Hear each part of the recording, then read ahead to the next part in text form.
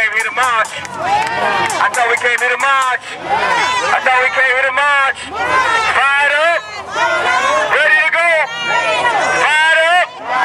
Ready to go. Fired up. Ready to go. Marching for the children. Marching for the children. Marching for our families. Marching to save seniors.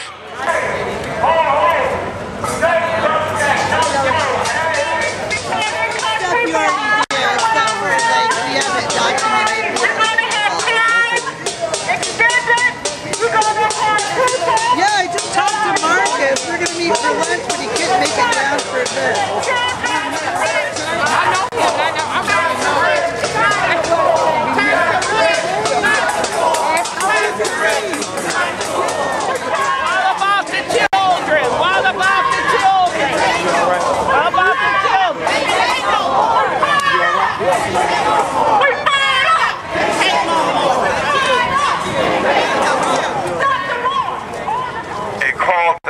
While we marched yesterday at noontime, and again here today, and on tomorrow at 12 o'clock. And 2 o'clock. We're going to keep on escalating the struggle. We're going to Lansing later on today. To meet with legislators, because this is not just a Detroit issue. It is a Michigan issue. 40,000 people, about 6,500 families are from Greater Detroit. It's all over the state. Black and white must find common ground in this struggle. We must reach out to people all across the state and not let them isolate us as a Detroit issue. It's part of a bigger issue of the need to revive. Let's march. The victory is won. Let me hear you scream.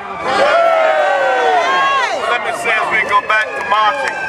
Big hand for Congressman John Conyers. Big hand for John Conyers. And for our Michigan State Director, a big hand for Rev David Bullock. Get it, Rev Bullock. Give it up.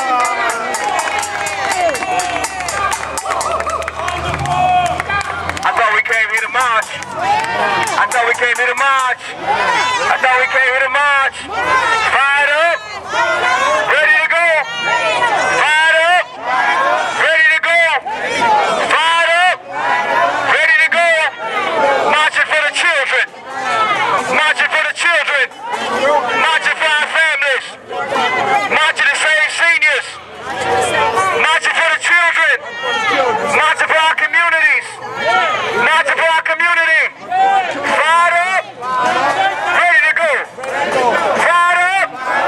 Ready to go. Fired up. Ready to go. Fired up.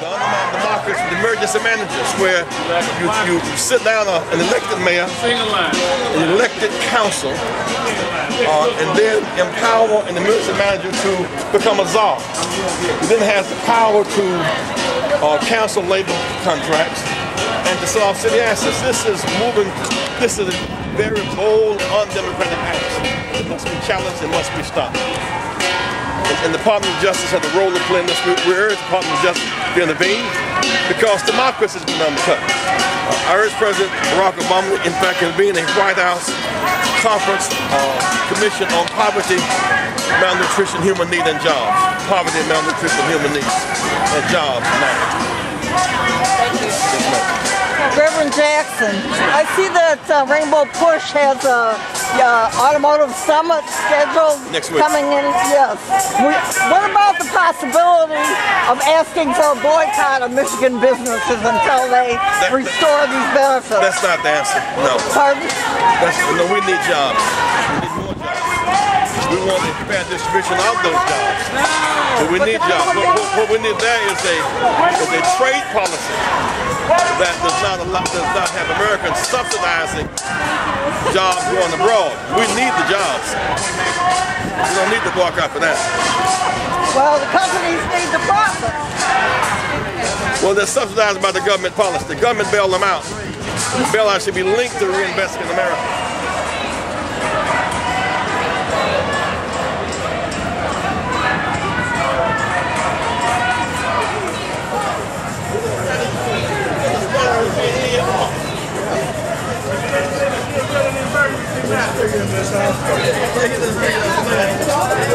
Well, I'm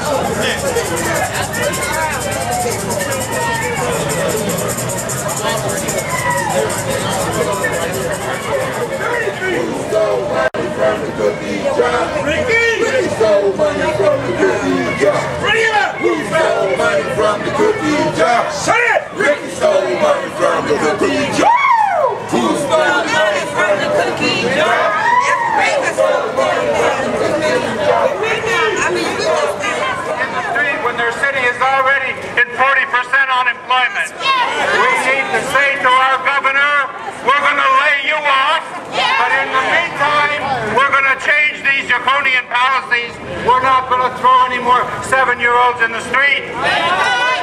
You want to save $77 billion? How many people in jail at $35,000 a year? Okay, we're going to end up spending a whole lot more than $77 billion on carnage, and we're going to give an 86% deduction to businesses for their taxes while we throw people in the street. We're not going to take it anymore. Fire it up! Fire it up! Fire it up! Fire it up! With the heart. Brothers and sisters, we need to give a vacation to all the legislators in Lansing that voted for this crap. Rev Jackson is on the way up to Lansing right now. And then there are a number of members, my colleagues in the Congress from Michigan, that need to be visited by their constituents to let them know that we are representing the people in their churches to be more involved. You know,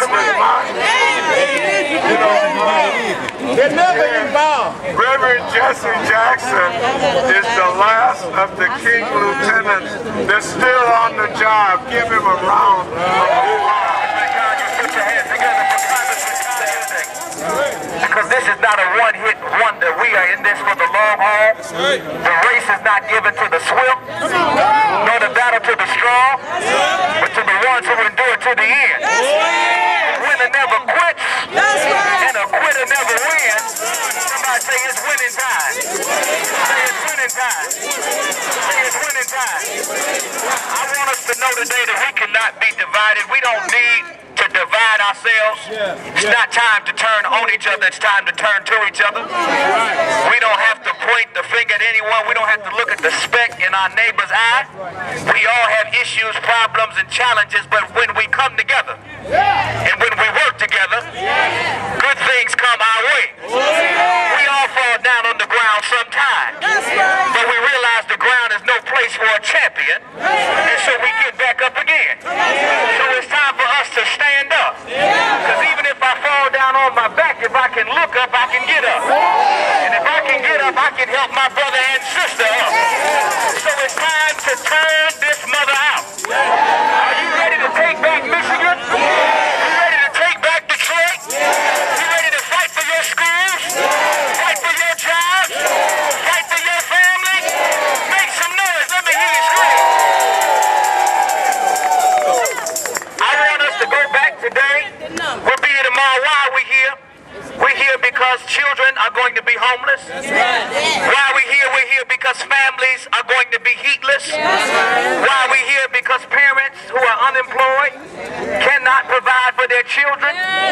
Children who do not have working parents have a hard time in school hungry, in school can't see, no eyeglasses, in school can't concentrate, didn't get any rest last night. And so we cannot blame children 7 years old, and you cut them off a cash assistance. 7 years old, you balance the budget on their back. 7 years old, and you rob them of food and heat and shelter. Something is wrong with that. And so we're here today, we'll be here tomorrow, we'll be here next week. We stand together. It's time to bring your family, your neighborhood, your church, your union. We need everybody involved because we care about the children. We're going to bring our leader, but before he comes, I want you to know $77.4 million taken out of the budget. And so we balance the budget on the backs of children build second-class schools and first-class prisons. We cripple them on the front end only to incarcerate them on the back end. Sometimes we got to stand and say enough is enough. It's time to fight back. We don't have to take it anymore. We should not plan a guilt trip. We should not plan a pity party. We should have a freedom fight fest. Somebody ought to say it's time to fight back. If you're ready to fight, make some noise. If you're going to fight back, make some noise. If you're going to fight back, make some noise. Let me hear you scream. We've got some people that brought some food and whatnot here, so for the next 4 or 5 hours, we're going to man that tent, and anybody who's hungry, we're going to deal with it. And next week when we get here, if you don't have a home, we'll have leases, so we're going to sign you up. Okay? Dr. Jesse Jackson is going to close us out, and we hope he'll give us a special prayer, because we sure need God. Poverty, malnutrition, human needs, and jobs. Revive the war. Poverty, malnutrition, human needs, and jobs. Revive the war. Poverty, revive the war. Poverty, malnutrition, human needs, and jobs. It's about the poor, not just the black poor, or just the white poor. In the hull of that ship, there are no lights. We look at Major Similar in the dog. I was in Appalachia just this past weekend, going back again. When Johnson kicked off the war on poverty, to focus on the need, to focus on whoever is in the hull of that ship that needs some help. Today we are facing the mean spirit of cutting a hole in the bottom of the ship. We're giving breaks to those on the deck of the ship. The great Titanic did not sink because chairs were off the deck. Water came in the bottom. Water is rising from the bottom. There are those who they'd rather sink the ship just to sink the captain. And we must save the ship. Save the ship.